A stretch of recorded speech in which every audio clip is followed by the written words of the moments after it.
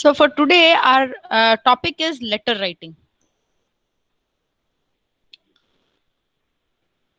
Letter writing is something that we have been doing since we were in school. So most of us would feel, what's new in this kind of letter writing to be learnt in college, right? So first, let me deal with a little theoretical part of it, and then we'll go to the practical portion. So why do we write letters? Why do we write letters? So this is a question I'm asking you guys. You can drop an answer in the chat box, or you can unmute yourself and give answers for it. So why do you think we write letters?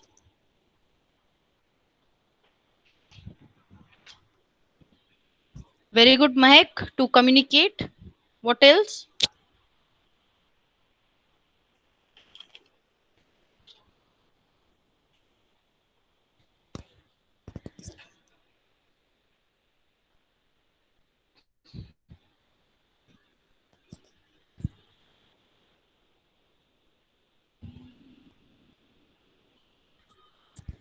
Very good, Mohammed Faiz, to inform. Very nice. What else?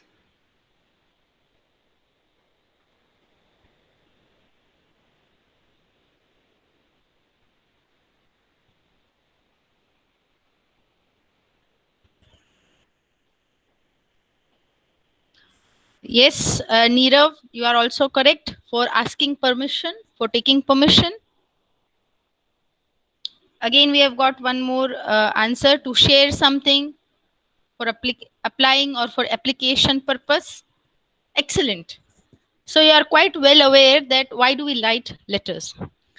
Now, see, if you look at this topic, it is present in our unit number 2 as well for the lecture session. For application, yes, Vasu, that's also correct. Uh, Remember, it is a part of technical writing.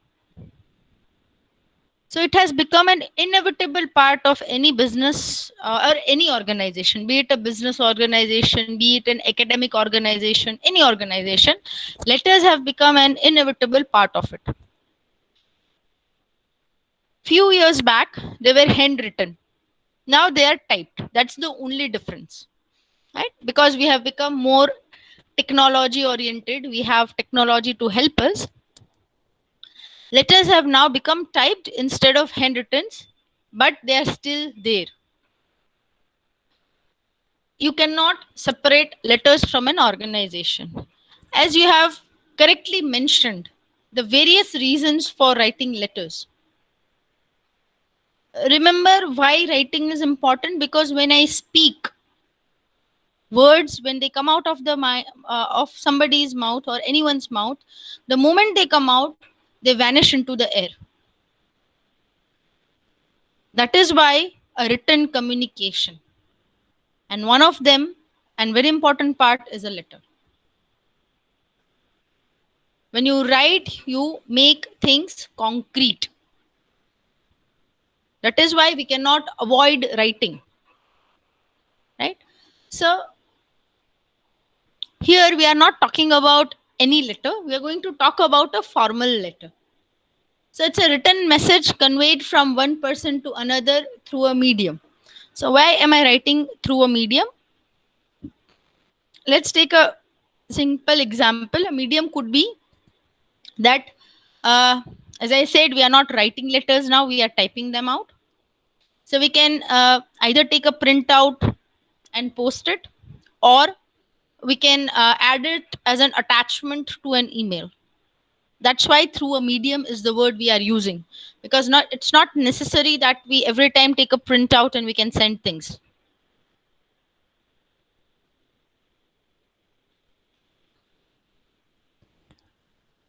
So like, it's not necessary that we take a printout every time before we send the letter. That is why we have made use of the word called medium. Medium means it could be either a printout,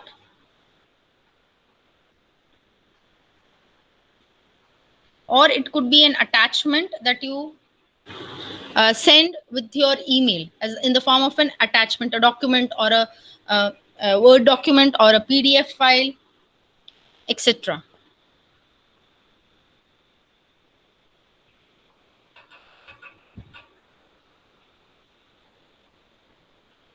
Right? That's why there is a usage of this word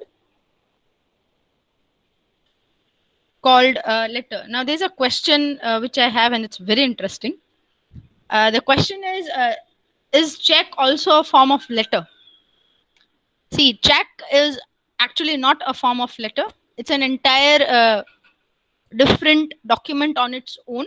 You cannot call it a letter. Why? We'll see, because we have a structure for a letter and there is a structure for a check. Right? Letters are written for different purposes. Checks are written for payment purpose. The purpose, while writing check, remains more or less the same. Either you pay somebody or you withdraw money. It's almost always related to monetary affairs. Whereas when you write business or formal letters, they are more affairs of either uh, inquiring, informing, applying. They are different things. If you take a check, in the check, more or less, the information remains the same. So if you do not have profound vocabulary, you can still write a check. But in the case of letter writing, you need vocabulary and a little proficiency in the vocabulary part. Why?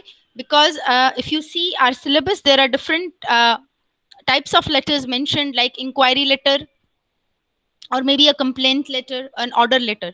So the set of vocabulary that you use for inquiry letter cannot be the same set of vocabulary that you use for an order letter, right? So according to what I understand, check cannot be called a type of a letter. It's an entire different document on its own, right? So before we start with the structure, I have a little pre-activity for you. Now you can go to your lab batch folder that I have shared.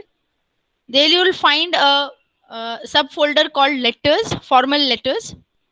What you are supposed to do right away is, in whatever format you have understood or whatever format you have learned of writing a letter, you are supposed to write a congratulatory letter to a friend who has opened up a new venture recently. Right? I'll type the question as well in the chat box. See why when I say the word a new venture, I'm trying to give you scope that the venture could be anything. Anything in the sense it could be a computer related shop. It could be export import shop. It could be a toy shop. It could be a stationery shop. Could be a cake shop, a bakery shop, etc. That's why I'm giving the word a new business venture, right? So I'm typing the question for you. There you have to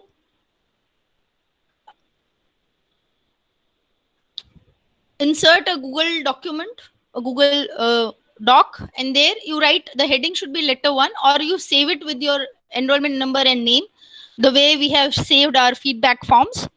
And then there you are supposed to type a letter. Whatever, do not worry whether the format is correct or not.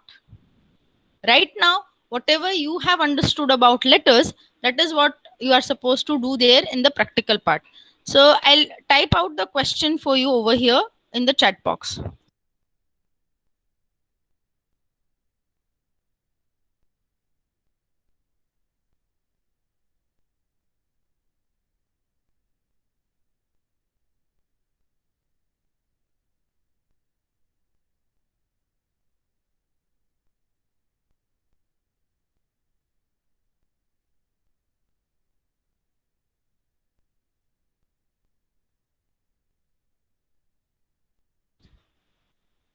So I tell you why we do this activity, so that we know the purpose. Okay, we should always know why we are doing the activity, because we have 2 hours of lab and there is nothing else to do. No, right? This activity, why we are doing is, most of us are aware about the different parts of a letter, right? Whether the letter is informal or formal, whether it's a business related letter or it's a letter to a friend, few parts are same, right? There are parts that would always be there. but we have to fill in the gap. The gap means where we want a structured business letter, we should have something first in front of us to compare it with the structure of the business letter. Okay, fine. In my letter, this part is missing. So when we fill the gaps, it will be easier for us to remember the structure of the letter. So that is why this is a pre activity to letter writing, which we will do. That is so that you can compare your own letter with the structure that we are supposed to study. So it's easier for you to grasp the information and remember the information. So you're given 10 minutes of time. It's 9:50, 10. Till 10 o'clock, you have time to update a Google Doc in the subfolder called letters, formal letters. That's what it's written. You have to save the document with your enrollment number and your name, and you have to draft a letter according to whatever we know. According to whatever you know, you have to draft a letter congratulating your friend who has started a new business venture very recently. Maybe in the last week, the person had an opening, right, of the business venture. Please do not write that I congratulate you on your new business venture. The reason for the word business venture is given over here. The reason is that you have multiple options. So your friend could have opened up a shop related to sports equipment. It could be a clothing store. It could be a computer and equipments accessories with computer. It could be a mobile phone store. Anything, right? So that we have ample options. That is why it's written new business venture and it's not written anything specific, right? So you're given 10 minutes of time. If you have a doubt, you can always ask in between. You have to draft a letter in the folder that we have, right? 10 minutes given to you.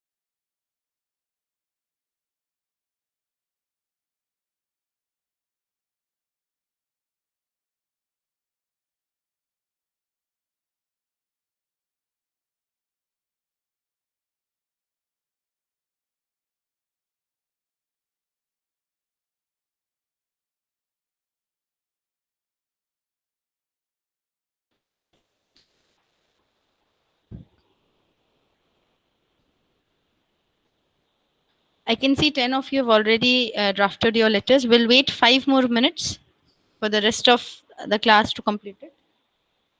Thank you, Mahek, for sharing the link for the folder for your friends.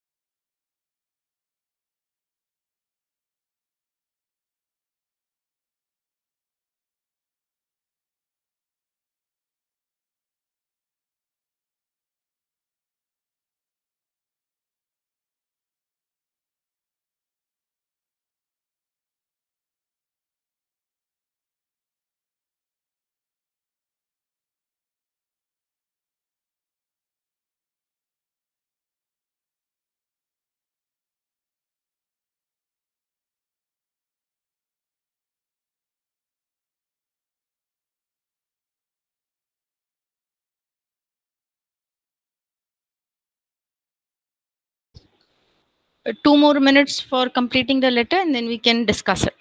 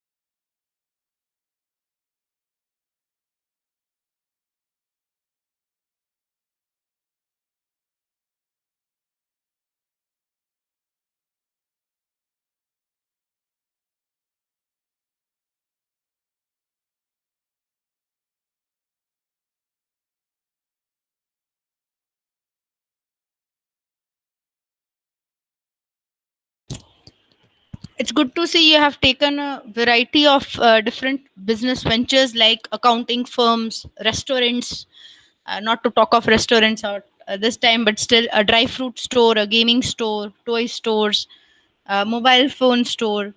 Right? So that was absolutely brilliant of you to come up with such a variety of business ventures, and you have fulfilled the requirement with the terms.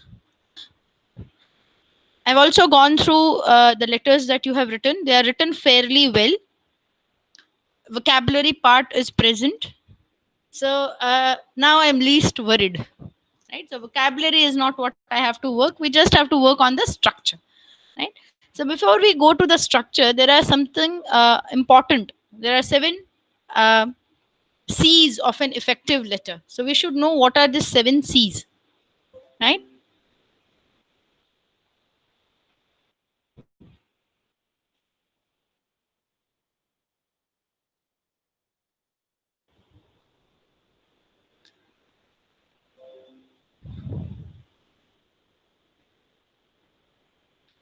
So these are the seven C's of a good letter.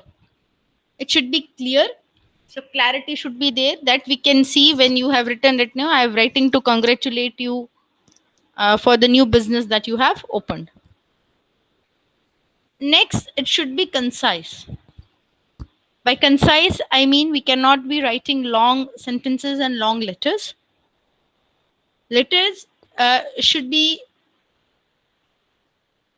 well tailored, is the word which I'll use. Well tailored is not every letter fits every demand. Right? A simple letter where you are congratulating your friend, you can have a X number of variation. But what we need to see is it should fit into one A4 size paper. At the max, one and a half, not more than that. That's what we call conciseness when we are writing letters. Simple, not using words more than which are required, and clarity. We also have that in the concise in the previous part as being clear to what you want to say. So you cannot talk or you cannot be beating around the bush, right? uh, it means that how we start with the greetings, or we start with the pleasantries, but we cannot talk about pleasantries for 3 4 lines. Right? We cannot just go on asking how are you, how is your brother, how is your sister doing. We just write how are you and your family members. I really liked the part where one of you has opened up a sanitizing venture, keeping in mind the current scenario. That's very smart. Next, it should be concrete. By concrete, we mean exact words and exact phrases. Now, what do I mean by exact phrases? There are certain phrases which are inevitably a part of a letter. Let's say we are writing a congratulatory letter. There are two things that everybody's letter we have. So I congratulate you. I'm very happy for you. It was your dream since long. I'm so happy to see your dream being fulfilled. Right? These words are an inevitable part of a congratulatory letter, which we can find in everybody's letter. It is used in different sentence structures. That is fine. But this vocabulary concretizes what you want to tell the person. Right? Some of you have also written an apology. You had sent me an invitation to the opening of your new business, but I'm so sorry I could not come. Maybe due to certain tight schedule that I had, or maybe due to the current scenario which is happening where we are not allowed to travel. Fine. So that is also a part of a congratulatory letter. Right? Why do we write a congratulatory letter? Because we might have missed that particular function, a particular invitation that we were unable to go to. Right? Next, correct. We have written letters correctly. By correctness, I do not mean the structure. By correctness, I mean everything. Beginning from the simplest of the punctuation to spelling, to the usage of language, to the sentence structure, to grammar. Why? This letter is an impression a written impression of your organization. Some people you might not have met in person, they will judge you by this letter that you write. It should be correct in terms of spellings, correct in terms of language, correct in terms of sentence structure, and correct in terms of grammar. Because of our frequent usage of social networking applications, we are now spelling U as a simple letter U instead of YOU. Please be careful for such small mistakes. I understand it has not been done intentionally, it has been done out of habit that we are habituated of just typing a U, finding a shortcut, right? So that kind of small mistakes we need to take care. Next, coherent. Coherent means each sentence should relate to each other. Now, there should be a smooth flow of letter of the content in the letter. By smooth flow, I mean I cannot startingly right now I wanted to congratulate you and then you ask how was your family. There's a specific order, right? So you ask, you might be doing well, we are also fine, I hope to find you in good health, etc. I am extremely pleased to hear about the new business that you have started, that the restaurant that you have started, etc. Complete. By complete, I mean we need to have the information there. Everything should come to a close properly, and we have to be courteous. So, the 7 C's of a letter are clear, concise, concrete, correct, coherent, complete, and courteous. Right? These are the 7 C's of letter writing. This question can be asked in the interview, in the examination. What are the 7 C's of a good letter? That's how the question can be framed. Or discuss the 7 C's of good letter writing, or elaborate the 7 C's of good letter writing with few examples. Right? So remember the 7 C's here. It is okay if you begin with courteousness, go on to complete, etc. You can remember the order in any, like you can remember the 7 C's in any order. There is no like it's not bound to the chronology over here, but then you can when they say give examples, you have to give examples like being clear. What do you mean by being clear? So clarity, whether if it is a inquiry letter, it should not sound like a complaint letter, or if it's a complaint letter, it should not sound like an inquiry letter. That's clarity, right? That's how you cite examples over here. So the 7 C's of a good letter are clarity or clear, that means having clarity, being concise,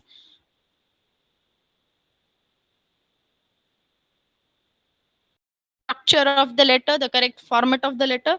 But here we are also talking about the language part. Correctness in the language part as well is expected. Then it should be coherent.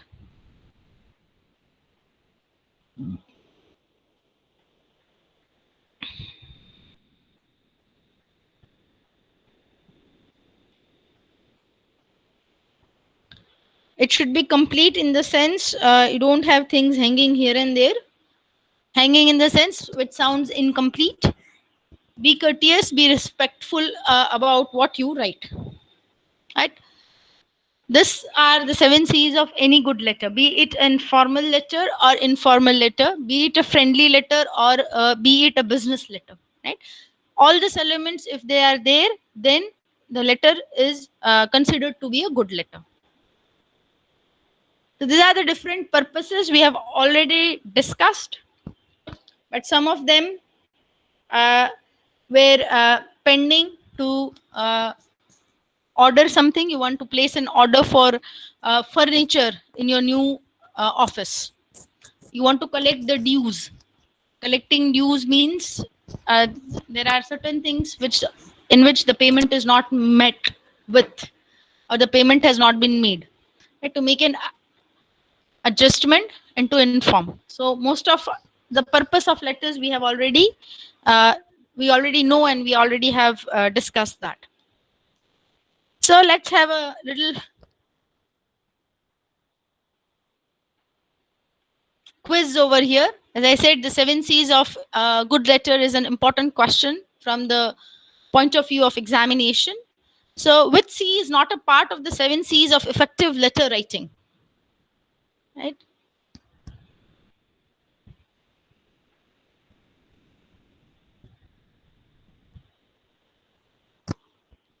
Which C is not a part? Excellent.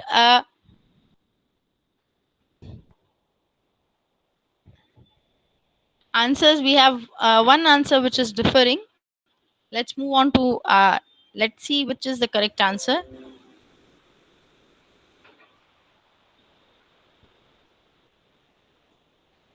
The correct answer is D, copy notation. It is actually the part of the structure of the structure of the letter. Now, see, we also have an answer called coordination. Why are we having copy notation as the correct answer here? Is it is actually a part of the structure. Coordination, by coordination, you can understand it as a synonym for things being in place, right? Things being precise, things being in proper order. Yes, it is not an exact word, similar to consideration as well, but they can be considered as synonym. But copy notation is not there in the 7 C's, right? So please remember, this is an important question. Wherever you are noting down things for the etc, we already have asked you to make a book. I've asked you to make a book. You can note down. This is one of the important questions from letter writing section that discuss the 7 C's of effective letter writing, or the 7 C's of a good letter. The question can be framed in different ways according to the marks allocated. So if it's a 7 mark question, you might be asked to explain the 7 C's with the help of suitable examples or appropriate examples. If it is a part of 4 mark question, they'll just ask you to discuss the 7 C's of effective letter writing. If it's a 3 mark question, that's the paper pattern 347. If the university does not change it as of last year. So if it's a 3 mark question, they might ask you to list the 7 C's of effective letter writing. You have to just list it out and maybe explain one line each. So 7, 8 sentences is what you write. But please mark, this question is important. The probability of this question being asked is more, right? Because it's a part of a unit which has a lot of weightage in the examination. Now, these are the elements. These are the elements of a business letter. See, some of you have written the word XYZ or ABC. Some of us, when we wrote the letters, it's okay, leave the letter as it is, the way you have written. Whatever corrections you do, you draft it in the second page, not on the first page, so that you can compare that, okay, this was what I wrote and this is what was missing, and you have made another copy of it, right? So please remember, do not ever write XYZ either in your name or in the name of the person to whom you are writing. Invent a name. You can take any name of your relative. Your relative is never going to read this letter. It is just me and you who are going to read it. I don't know your relatives, so there is no problem at all, right? So invent a name. Never ever write XYZ or ABC, right? That's one common mistake that we could see. Those who have not written ABC and have written names, excellent, you have done a great job. Or maybe you had taken a chance and it worked well, right? Whatever it is. But remember, first very common mistake that most of us make is we write XYZ or ABC, right? Don't do that. Write the name of somebody you know. Fine. So there are two parts in a letter, in the elements of a business letter, in the structure. There is a standard part and there are certain additional elements. We are more concerned with the standard parts. Additional elements come once in a while, right? Moreover, keeping in mind the university exams, only a few of the additional elements would come into place. The rest are there for your information part, so that you know about it. Someday down the line, you have your own business, or even if you are working with some organization, you might have to write a letter. And the biggest problem with us is we might not remember things. So this is trying to help you with the information you already have, trying to update what you have, right? So the standard part includes a heading, a date, inside address, salutation, subject line, body of the letter, complimentary clause, and the signature. And after the signature, you might have the enclosures. Okay, it's called the enclosure. The additional elements include address notation, attention line, subject line, reference initials, enclosure notation, copy notation, mailing notation, and postscripts. Right. So, see, even though it is written that the subject line is additional, for the exam purpose, we need to have it in our standard structure of the letter. Now, remember, most of us have aligned the letter left. So, that is one thing that is very important. I initially remember in school we used to have some left right combination, certain parts of the letter on the right, certain on the left. Very confusing. Now what has happened is those ways of writing letters have become obsolete. Obsolete means that's very old and now not into trend. Does not mean that it is not correct.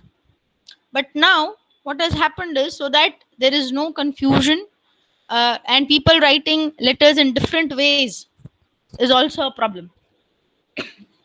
So what we have tried to do universally is, we human beings, you don't want this confusion of, if I'm writing the letter uh, to person X, to a businessman, how do I write it?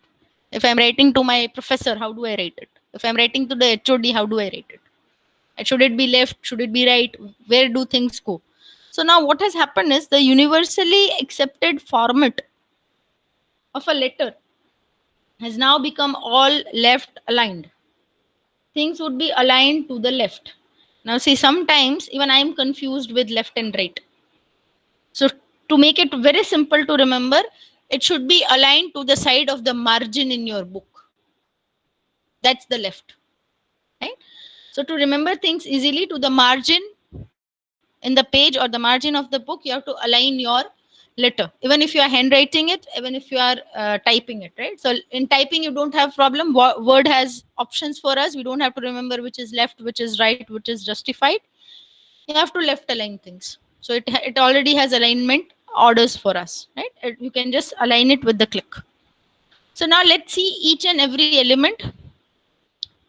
Before we see that, I'll tell you that there are different names for it. The name that we are going to use, it's called the block layout or the block style of letter writing, right? It can be having punctuation, or you can omit punctuation. That I'll tell you in detail once we go uh,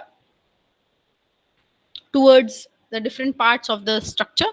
So you can keep making a note of it, or I'll be uploading the PPT after the session ends. Let's say the heading.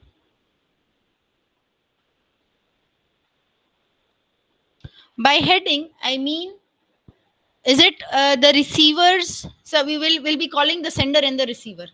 Over here, we'll be using the terms the sender and the receiver. When I say heading, which address do I write? So there are two types of heading. I'm going to show you that. So if I'm writing the heading, I'm always confused. Even I have faced this confusion. We most of the time have this confusion: whose address comes first, the sender's address or the receiver's address? When I say that there is a fixed format, right? We have a fixed format. What do you think? This heading should be the sender's address or the receiver's address?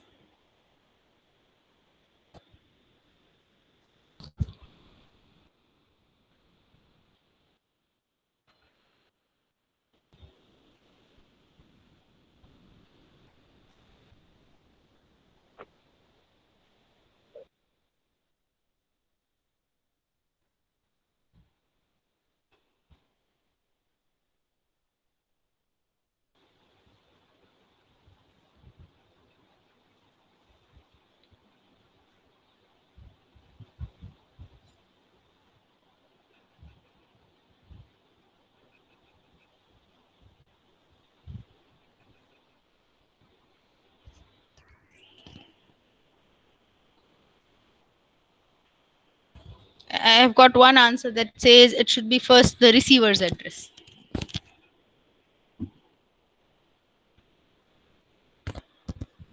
So everybody agrees to him. Nobody says no, he's not correct. It should be the sender.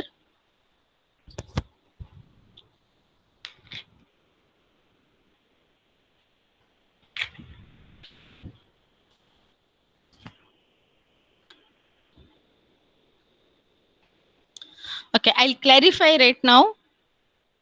Okay. So self correction. So I'm happy to see that Ravi, you are self assessing and self correcting. You are correct. It should be first the sender's address. Uh, that's why I said this is a little confusing in our mind when I say which address comes first, right? We are confused about it. People, you are all correct. It should be the sender's address. Now, if you see, there are two ways of doing it. Sorry. So one could be a company letterhead, and two, it could be an individual sender. Now remember, when you are creating a company letterhead, so this is little different. Where I said that now the standard letters would be aligned to the left, but when you are writing the heading as a company letterhead, the heading would be center aligned. The rest of the information will be left aligned. Right? Let me give you a very simple example. You might have visited a doctor sometime in your lifetime.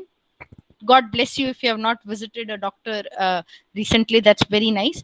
But few months back or few years back, you might have visited a doctor. If you see a doctor's prescription, you can see that his name, his degree, the name of his hospital or his clinic is mentioned in the very center of the piece of paper where he writes the prescription. That's called a letterhead. Right? Let's take more examples where we can relate to. You or maybe your friends might have received letters from Marwari University for having less attendance. There you can see the university writes it on their letterhead. Right? So letterhead of a company would be aligned center, and then the rest of the letter is aligned to the left. So how do we write a company letterhead? Because in the exam we are not supposed to type, we are supposed to write. So to show that it is a letterhead, you can see I have inserted a rectangular box. That is what you can draw in your exam to show that it is a letterhead. Why? If you see examples of different company letterheads, they'll always have a line. After the letter head completes, there's a line or some sort of a design which separates the letterhead from the letter. So I could not be more creative than drawing a rectangle on my laptop. So it's the most easiest one, and even if we are not artistic, we can draw a rectangle, right? So this actually why, if you see here, I have not drawn anything. This is actually to distinguish that you are writing in the letterhead format. You are writing on behalf of a company, not writing it on your own as the owner or a person from the company. Right? So what do we need to mention? We need to mention the full name of the organization which is writing the letter, then the address with the pin code. Remember, it is not necessary to take the correct pin code, but it is necessary to follow the correct format of a pin code. In India, the pin code is of 6 digits. So even if you write 613 Circular Road or 613 Amin Marg, Rajkot, and you write the pin code as 341412, it is correct. We do not want a correct pin code. We want you to use the correct format. Right? I'm not going to verify whether Rajkot has a pin code like this or not. Neither I nor any teacher. But what we require is, if you are writing a pin code after the address, the format is you write a pin code. So when you write a pin code, please see to it that the number of digits does not increase 6. So it cannot be less than 6. It cannot be more than 6. It should be exactly 6. right? So devise a pin code, we don't mind, but maintain the 6-digit pin code. Then, because it's a firm, it will have its own standard line, a line that reflects the firm. Let's say if sorry, let's say if we take Marwari University, it's right. We have a line, a tagline. Knowledge is the currency for 21st century.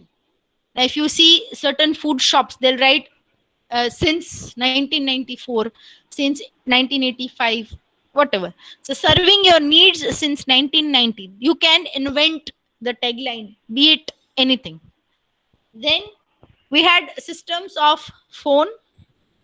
You always have a landline phone or a permanent mobile phone for any company.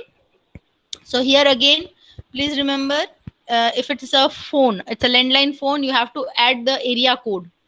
Area codes would be of 3 digits, not more. After adding zero, it has become 4 digit, right? In Rajkot, it was 281. Now it's 0281. So increase it according to the updated version. You might have a fax number. Fax machines or fax has become little obsolete, so you can avoid that part if you wish to. And you can have the email. Email is now more trending. Plus, you can also write the name of the website. Different organizations have their own websites now registered with the same name. Do not see to it that the name matches in the website name and the email name. Let's say if we are talking about Marwadi University, our email has marwadieducation.edu.in. If you see the website, it has marwadiuniversity.ec.in, right? If I'm writing about Marwadi University and I write something else in the website part, I write MU, or I just write my name. That's not possible. The name of the owner should not be there. The institute has its own email. The institute would have its own website which matches with the institute name, the organization name. So I hope I'm clear. When you write with the help of a company letterhead, make sure you draw a rectangle or square. If you are more artistic, you can have little flower borders. I don't mind about that part, but draw something so that it shows that it is not an individual sender, it's a company letterhead to distinguish it from individual senders. Now, after this is the individual sender. Now if I'm sending, this is the same topic heading. Now I'm not sending as a company, but I'm sending as the head of the department from Marwadi University. So what do I do is, you are supposed to write the full name. So Mr., Miss, Mrs., Doctor, Professor, whatever is applicable, whatever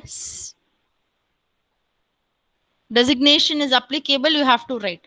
Let's say if you are writing to your professor, it could be professor and the name. Let's say Professor Tapan Patel. Now, if Tapan Patel is a professor, he can write Professor Tapan Patel. What if Tapan Patel is the dean? Or what if Tapan Patel has a PhD degree? Then you cannot, or it cannot be written as Mr. It should be written as Doctor. The proper salutation should be there. Then, after the name, full name, you have to write the designation. What's your designation in that particular company? So you are the manager, the senior manager, the sales manager, marketing manager, sales executive, whatever. Then the address, full address. Then the name of the city, and again the pin code. Now remember, there is one thing that you can do over here. You can either have all the punctuation marks, or you do not write any punctuation at all, but do not mix the two. In case of punctuation over here, it can either be punctuated totally. That is, you don't miss the full stop after the pin code, you don't miss commas after the address lines, or you do not punctuate it at all. That is, no comma, no full stop, right? But don't mark a full stop at the pin code, like after completing the pin code, and you don't have a comma somewhere, right? That's completed, or sorry, that's considered incomplete. Don't do that. Now, after the heading, you need to write the date because it's a written document and you might have to refer to it when you are in the future you require to refer to it. You have to write the date. So there are two ways of writing the date.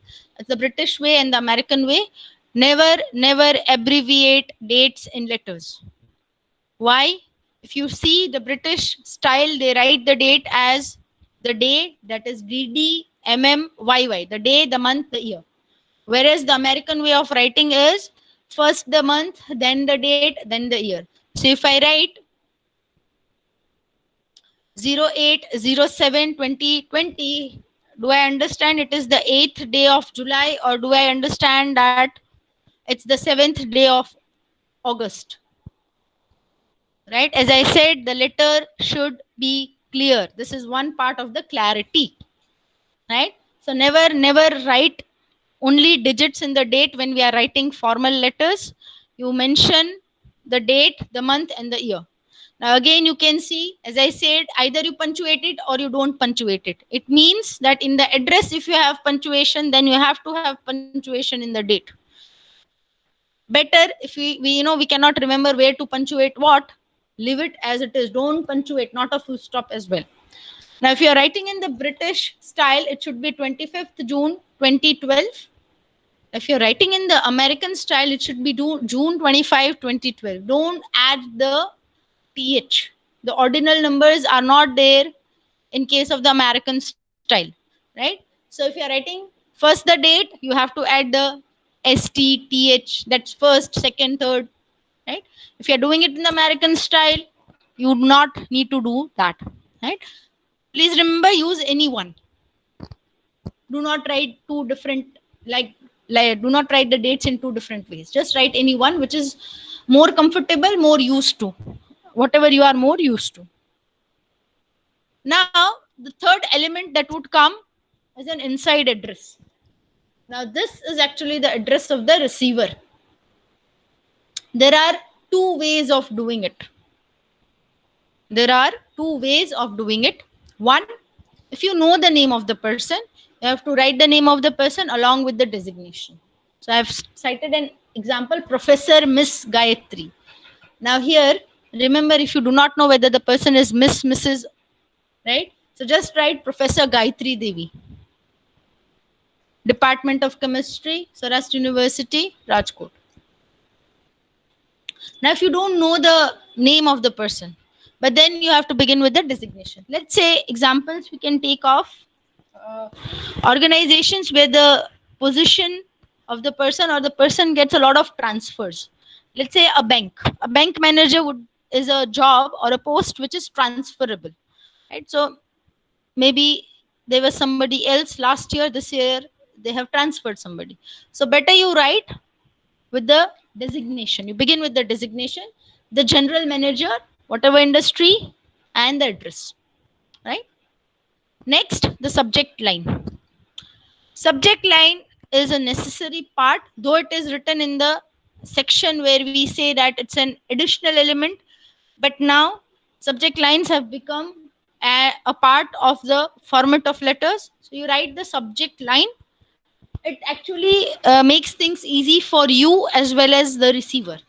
When I say you, I mean the sender and the receiver. But remember, in one of the 7 C's, it is conciseness. You cannot have long subject lines. So subject lines should range from 3 to 6 or 7 words at the most. Till 5 is acceptable, till 7 we can still accept it, but it should not be an entire big sentence which goes to the second line of your notebook or of your page, right? Say for example, inquiry for 35 computers, order for furniture, permission to leave early, right? Congratulations for new business, congratulations for the opening of uh, a new business, right? Keep it short, keep it concise, keep it clear. Next, you have the salutation. Most of us have been doing salutations by using the word respected. Respected sir, madam. respected Mr. Uh, Trivedi, respected Mr. Patel, respected Mr. Tapan Patel, right? Now, what has happened is the respected has been replaced by dear. So it could be dear sir, ma'am, or madam. That's a formal salutation which is now in use. If you know the name of the person, then a correct salutation, Mr., Mrs., Miss, Professor, Doctor, etc. Always remember, even if you are not punctuating your address, here you need to have the punctuation. You need to put a comma after the salutation, right? You need to put the comma after the salutation. Next, the content of the letter, the main body part. So it would should not be more than 3 paragraphs. As I said, letters, 1.5 page when we are handwriting it, because our handwriting sizes would differ. But if you type it out, it should not be more than one A4 size paper, uh, the size that we have on our computers, right? Standard font size 12. You cannot just write 3 lines and increase the size of the font. So standard font size would be 12, and then you can write the letter. So there should be not more than 3 paragraphs. 2 or 3 is what is required. It should not be only one as well. So 3 paragraphs. In the opening paragraphs, you have the greetings and the pleasantries. You mention the reference and the context of writing the letter. Why are you writing the letter? Second paragraph, you are supposed to elaborate the message that you are giving in your letter. So I'm really happy for you. You have found a very nice space. You've got your business set up in the prime location. It should be hustling and bustling, things like that. Whatever additional things you wish to say in the second paragraph. And in the last paragraph, what you do is you bring it to a close, complete the letter. So I'm very, after being very happy about listening to it, you can tell your friend that I am eager to visit your shop and would be visiting it as soon as things are settled over here, something like that, right? That's an example. Now, the last, after this, body ends. Because we had a salutation in the beginning, this part is the complimentary close. It's called a complimentary close, where we usually write yours faithfully, yours sincerely, yours obediently. Here again, we have to remember, we have to punctuate it with a comma, right? So courteous leave taking, and it should match the salutation, right? Let's say you are writing to your teacher, you can write yours obediently, right? Or it can be vice versa. Faithfully yours is also correct, right? These are a few examples, but it is not limited to this much. These are a few examples, but not limited. You can write it either yours faithfully, or you can write faithfully yours, but no, do not forget to put a comma in the complimentary close. And we mentioned a check in our lecture in the initial minutes. So your letter, even though very well written, even though typed very nicely, is incomplete without the signature. It's like giving a blank check without signing. Even if you have crores and crores in your bank, you cannot withdraw a single rupee, right? The signature gives authenticity to the letter. The signature gives authenticity to the letter. An unsigned letter is incomplete and worthless. There is no worth of it. So what do I include in the signature? You include in the signature, first you write yours faithfully, comma, then you sign it. Then you write the sender's name and the entire information about the sender. That is the sender's name, his designation, the place where he or she is associated with the pin code. Do not forget that. That you have to replicate. Right?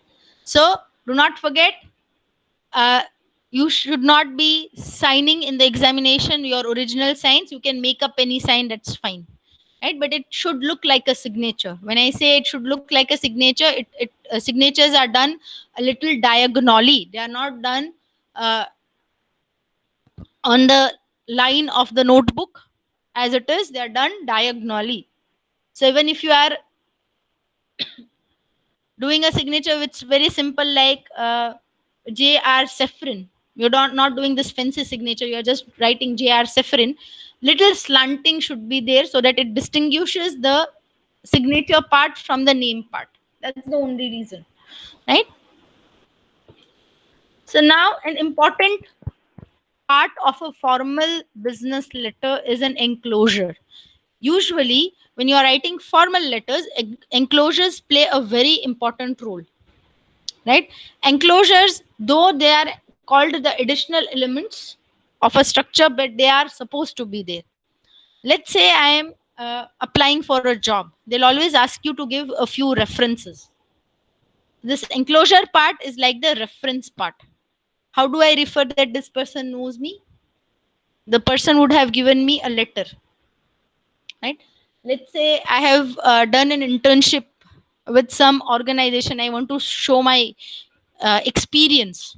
What do? I have to enclose, this is the experience letter, right? So that's called an enclosure. It is shortly written as ENCL and a full stop, and then you write first thing, what did you enclose? You enclosed your mark sheet. Second thing, what did you enclose? You enclosed your experience letter. Third thing, what did you enclose? You enclosed a reference letter, right? A recommendation letter. So enclosures are an important part of formal business letters. I hope we are clear till now.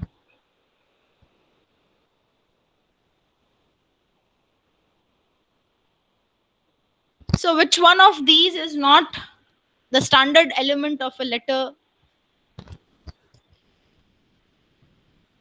We just dealt with the standard parts right now.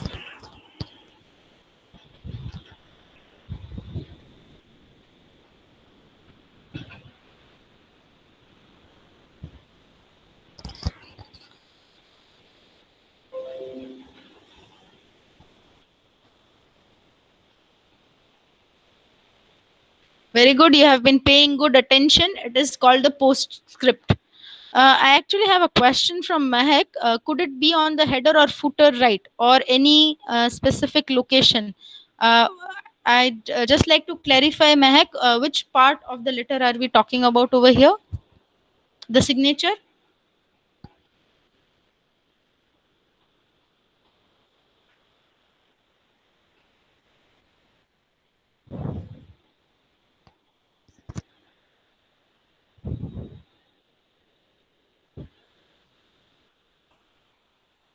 Mahek, you have a question, but I am unable to make out whether you're talking about which portion of the structure.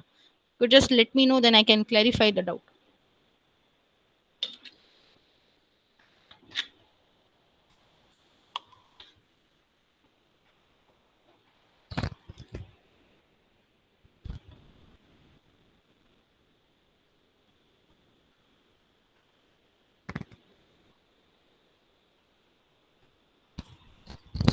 Okay, you're talking about the letterhead. See, when we are going to write letters, we require it at the top and in the center.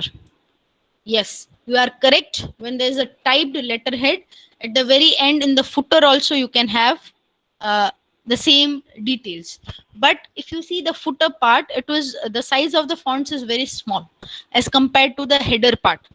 So because it's the heading, we should have it in the header part and not on the footer part when we are writing the letter, in terms of when there is not printed letterheads available, right? So that's what the answer is to your question. So we're clear till now. Now we can move on to the additional elements. You're absolutely correct. The postscript, uh, we might remember it better as a capital P and a capital S, a PS, right? That's postscript. Now let's understand what that is. So these are some of the additional elements of a letter, that is address notation, attention line, reference line or subject line. But as I said, subject line have become inevitable parts of letters. Excuse me. Reference initials, copy notation, mailing notation, and postscript. Now see, when we will write business letters, this elements will not be required in terms of writing business letters. Most of the time, these are required in special cases or special events, right? I'm not saying these are not important, these are very important, but they are required only in special case. When you have a little different structure, this is where you have this additional elements coming in. So, address notation or the attention line. When you are writing to an organization, but you want the letter to be addressed to a specific person, right? Let's say you're writing to the sales department of a particular organization, but you don't want to address it to the head. Now, see, I cannot write a letter addressing it to somebody who's working under or working in a team. So I have to mention that this is attention to this person. This is more, this letter, though it is written to the sales department, but is more referring to person this, right? It is written in the space below the inside address, and you have to write it in all capitals, right? Let's say the letter is personal, the letter is confidential, the letter should pass on through proper channel, etc. Next, the reference line. As I said, sometimes you have to go back to some letter that was written in the past so that you can refer. So this line is written when in terms you are referring to something that is gone, and now you are referring. Let's say uh, I have purchased something, but whatever material was delivered to me is of inferior quality. It's not good quality, right? So I want the product to be replaced. Usually when we buy things online, we can replace it. They have a simple procedure, we do it. But when we are doing business, we don't have a simple procedure. We have to write letters. So what do? You have to refer. Please refer to the bill dated, or please refer to the order number which was placed on this date. So now what will happen is, instead of the subject line, you will have the reference when you are writing it in this way. When you are actually trying to make an adjustment for the product that you have purchased.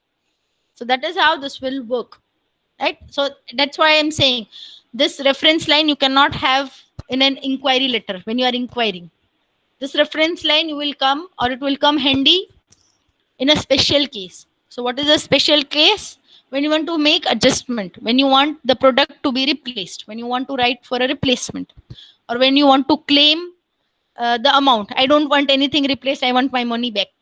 So you have to note a reference that, because every organization has a replacement or a refund policy. That's why you need to write the date, right? That's why the reference line should come here. The reference initials.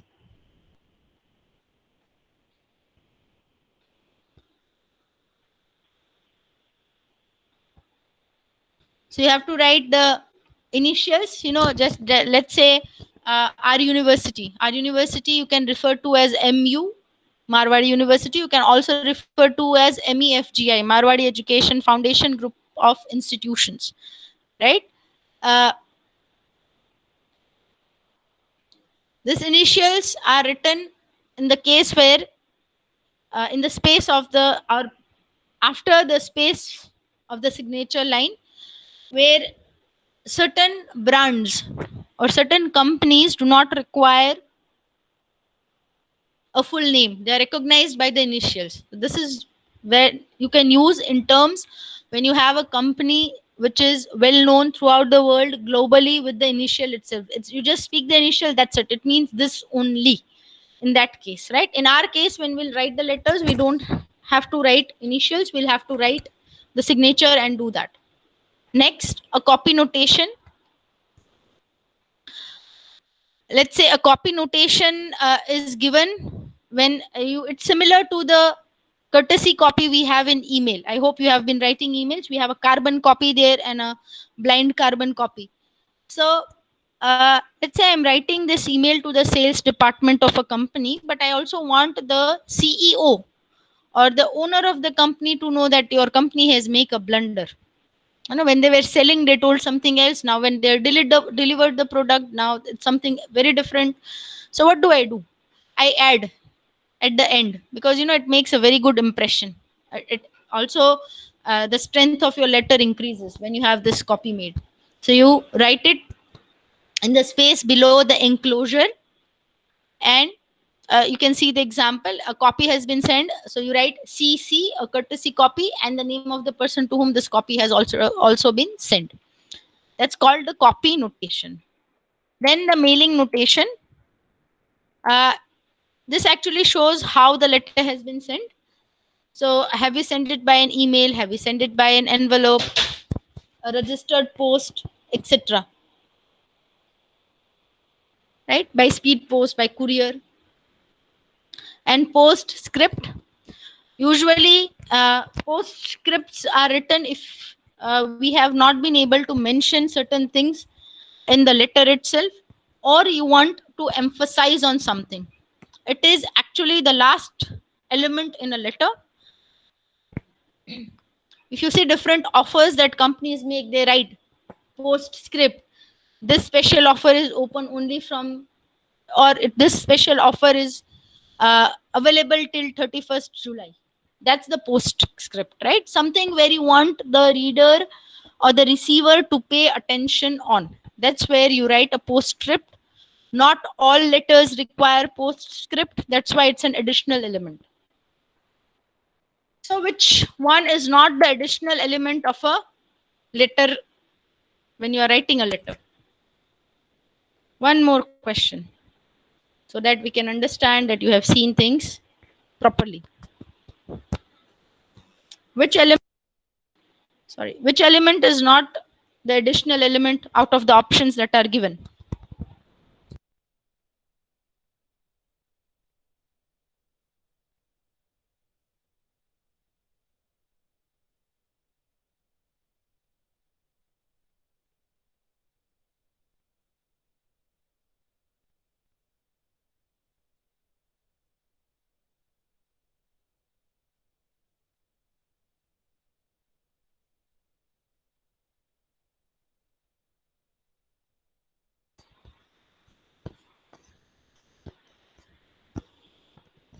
Excellent. It's the date line. Date line is an important aspect of the letter. Do we have any questions or queries?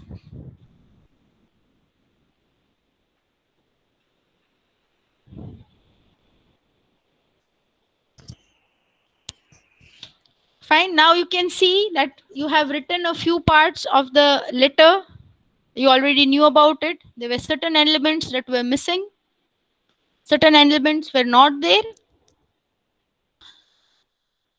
And now, when you write a business letter, not this congratulatory letter, remember we have written an informal kind of a letter. Now, when we'll write the formal business letter, there are a few portions that we need to add. It should be there. Now, if you take the examination part, that's very important. How do I score marks? So I suggest you should remember the structure, because 50% of the marks, if it is a 7-mark question, 3.5 marks for the structure and 3.5 marks for the main body. So if the structure is correct, you get a good amount of mark. It lays a very good impression on the examiner, right? So you should not avoid the structure, which does not mean that we avoid the main body, but it's like the cash marks. Now, if you have the correct structure, that's it. 3.5 marks is what you score, even if the examiner does not read the main body portion. So remember the structure properly, right? Now, as a ritual that we have a little quiz for today. I'll share the link of the quiz with you on your in the chat box.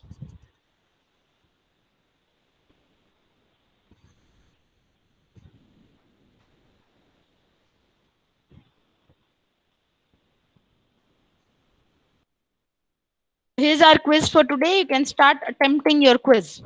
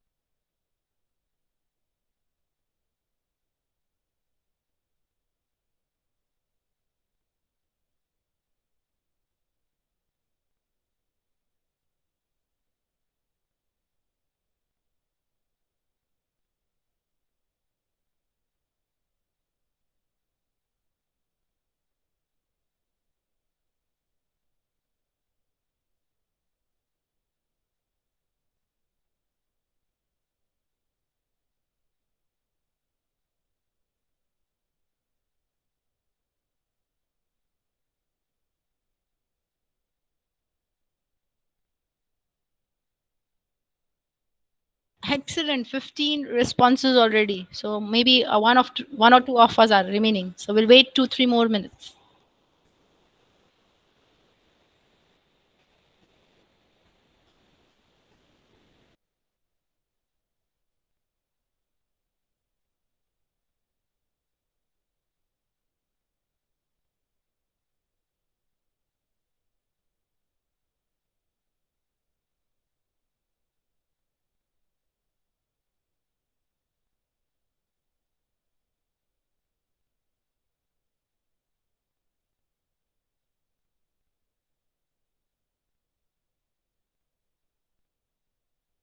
And there are 16 of us present and 16 responses already. Now, see, this was actually the theory part that we needed to first understand and learn. And then we have a part where we will practice it. So, if you take up the syllabus, there are different kinds of letters that need to be written.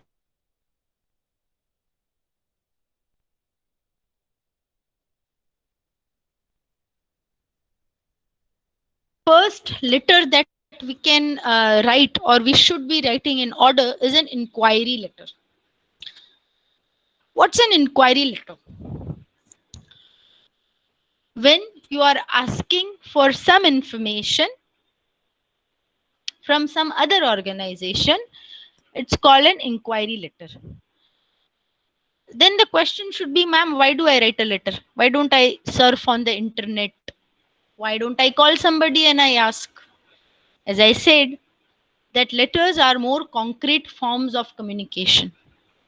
Now, let's say I call you and I ask, you own a furniture store and I want to make, or I want my office to be refurbished and I want to have a new furniture. So I'll ask the person on the phone, how much time will you take? What would be the costing? He gives me some amount. Let's say yours is a very small office, like approximately 25,000. Fine. I said, okay, deal done. You make my office. After the office is being made, it has all been given a new style, new look, new furniture. I get a bill of 40,000. Whom do I catch hold of? On the phone, you say 25,000. It could be 5,000 here or there. So at the max, instead of 25,000, it should be 30,000. Why 40,000? Oh, sir, we did not use 25,000 for this light kind of wooden furniture. This is very expensive Shisham furniture. I never asked for Shisham furniture, did I? Right? Because of such things, this is a very small example which I'm giving, but because of such things, business relations can be spoiled. That is why there is this requirement of writing a letter. So exactly the person will quote. So okay, you want furniture with X kind of plywood, the quotation is this much. Y kind of a plywood, quotation is this much, etc. Moreover, when we have a business dealing with somebody, it is not just going to be one time deal. It's going to be a long endeavor. Why a long endeavor? Let's be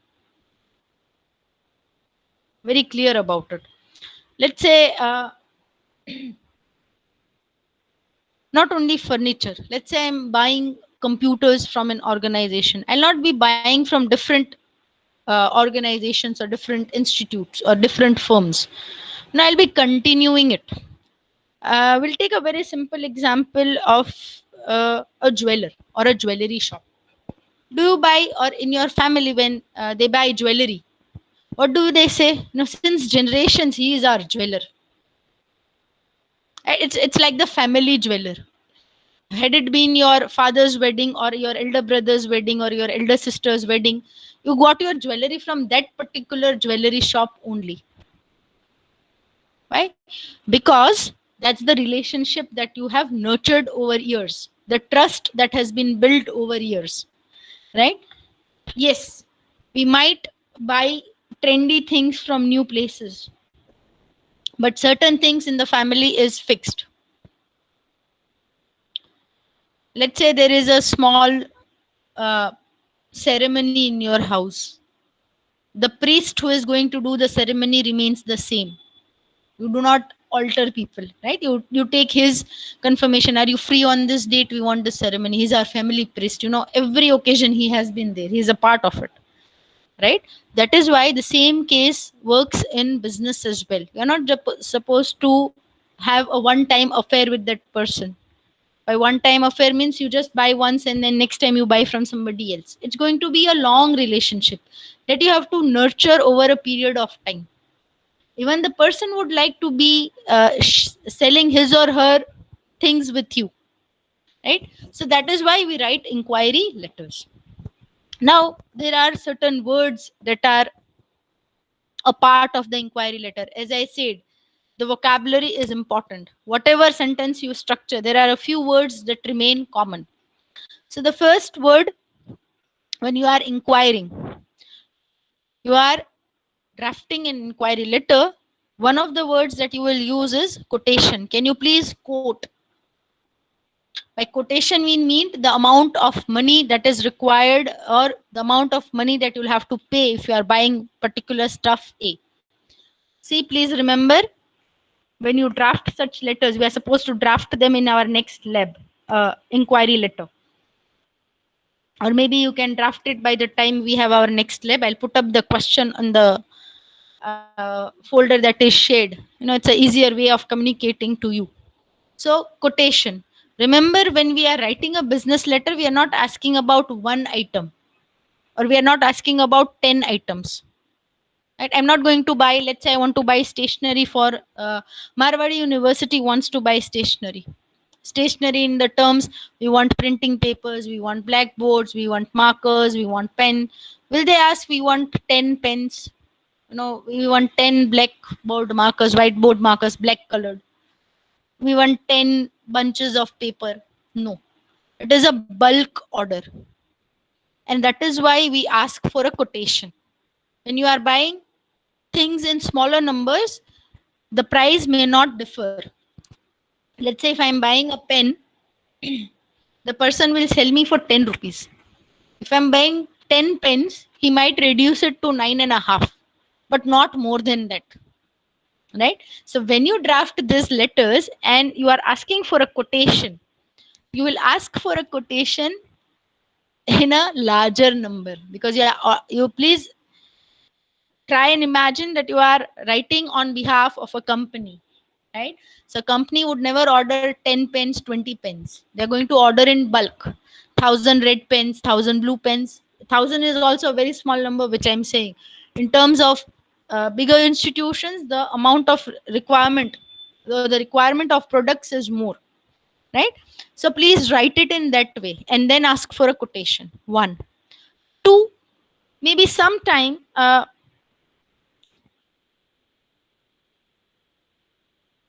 we just have a few things in our mind. So 5 items I've been ordering from company A, so I'll order only those 5. But I want to see what else the company is selling. So what do I do in that case? I'll have to ask the company to provide their brochure. A brochure is what else do you sell? Item 1, 2, 3, 4, 5, 6, 7, 10, whatever. Right? So one, quotation is very important. Two, brochure is also important. These are two important words that has to be present in an inquiry letter. You cannot avoid these two words. Right? As I said, rest you can write whatever you like, right? In whatever way you want to form. But these two words are an inseparable part of a inquiry letter. So you can write greetings of the day, greetings from Marwadi University. We have been or we have come to know through a common friend that you have recently begun with dealings of stationery items as well, right? Something like that. Whatever you wish to draft, the rest is fine. But quotation and brochure are two words which have to be in there in the inquiry letter. Now, how do I arrange my inquiry letter? As I said, there should be 3 paragraphs. In the inquiry letter, what happens is you don't write in a paragraph that I want ball pens, I want 1000. Red ball pens, I want 2000. You don't write like that, because it's an inquiry letter. Here, instead of paragraph number 2, you will have a table. You have to draw a table with columns and rows. So first column, SR number. Column number 2, the name of the object or the product. Column number 3, you will have the description of the product. By description, I mean you can describe the size, you can describe the color in terms of color, etc. And column number 4, the quantity, the amount in which you require. Right? Now, here in the inquiry letter, we can make it different from the rest by adding a few lines like, do you have any additional discounts on bulk orders? We ask.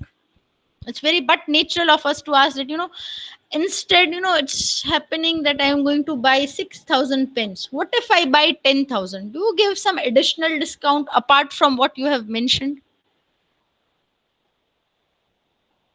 Or are there certain benefits I get as a buyer when I buy in bulk, in huge amount? Right? Do not forget to mention this line. It will make your inquiry letter more authentic, because it is but natural in human beings that we ask for additional discounts, maybe some vouchers, etc. Now, when you are inquiring, you also have to inquire, how do I make my payment?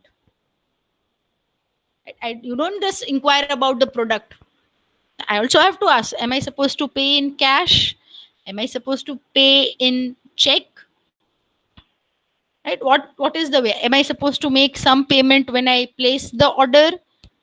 Or do I do the full payment after the delivery? What are the breakup of payment by your organization? Every institute has its own way of doing it, but you need to ask. One. Secondly, you can also ask about the credit system.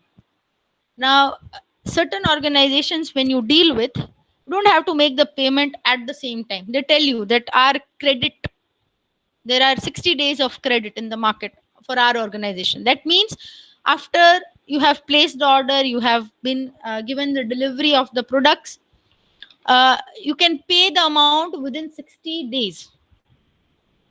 You can make the full payment in about 60 days. Now, here you should not also forget to mention what is their process of delivering the products. Are we supposed to pick it up, or are they providing doorstep delivery? And if they are giving us a doorstep delivery, what is the amount of time do they, or what amount of time does it take once you place the order? Certain companies work in weekends as well. Others would mention that you would be getting the delivery in 10 working days, which means you don't have to include Saturday, Sunday. So if you include a Saturday and a Sunday, it would take 15 days. Why? Let's say an academic organization like ours, Marwadi University, wants to start the university proceedings, or they want to start with their academic year. Now they require certain chemicals in their laboratory, or certain instruments in the laboratory. What is the benefit if the students have already started using the laboratory and we do not have the chemicals, or we do not have the equipments or instruments? Right? That is why we need to know after placing the order. So you can ask that, like, how much time approximately, within how much time do you deliver the product? Right? So these are a few things which are in part of the inquiry letter. By today afternoon, I'll be uploading a sample of an inquiry letter. You are not supposed to copy the same. What you are supposed to do is, you are supposed to take it as a blueprint, as a guideline. Right? Few elements can be same. You can mention things differently. I'm not giving you your question right away. By today afternoon, what I'll do is I'll post up a sample in the same shared folder. Right? So it's easily accessible. And along with that, what I'll do is I'll post a list, an Excel sheet, and against your name, you will have your question. Now, this question of the inquiry letter that you are supposed to do, you are not supposed to type it. You are supposed to handwrite it. Remember, it is a part of our the assignments that we are going to do. So handwritten. By Saturday, you will be sent a link where you have to upload it in the form of a PDF. So what do you do is you take a photograph from your camera and convert it into a PDF, and in the link, I'll be setting the link in such a way that you can upload it. Right, so you can upload your PDF, or even if we don't have a link, a better way would be in the same folder but a PDF. PDF not typed, but PDF of your handwritten work. This letter of inquiry you can write, or you have to submit till the next lab session, that is till next Wednesday. You have the time to do it. Right after I write the sample, you can always have a look at it. If you have queries, we can still solve it. Right, we can work on things over there. So I hope I'm clear about the instruction. By the afternoon, today afternoon by 4:30, I'll be uploading the sample of an inquiry letter, and I'll also upload which question are you working on.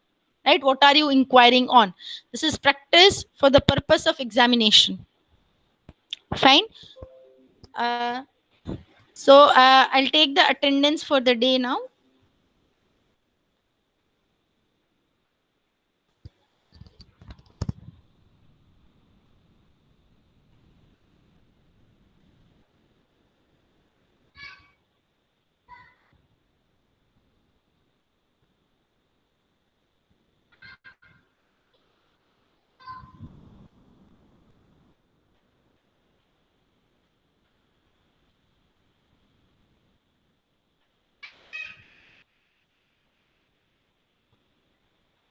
Just give me a moment, the Excel file is opening.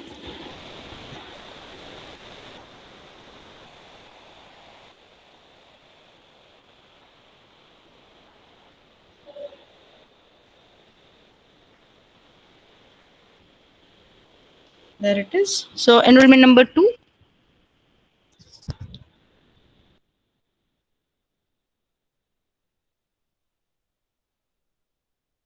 5, 8, 9, 10, 12, 16, 17,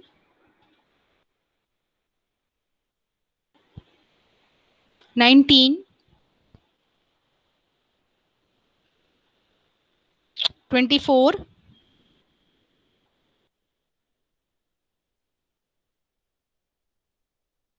25, 26, 29, 31, 34, 35,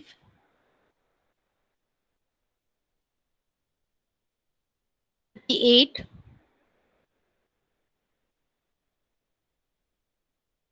44, and 46. Just call out the absent number in case you have missed it. Enrollment number 8. Yes, Gina, I've marked you. So I'm just calling the absent numbers. Absent number, enrollment number 8, enrollment number 19, and enrollment number 29. These are the absent numbers for today. Thank you, class. Have a nice day. I'll be uploading by 4:30, so you can check after that. An sample inquiry letter and a question for you to write the inquiry letter. Please write it, don't type it. Right, and you can submit it in the same folder with your enrollment number and name as the name of the PDF file. Thank you, class. Have a nice day.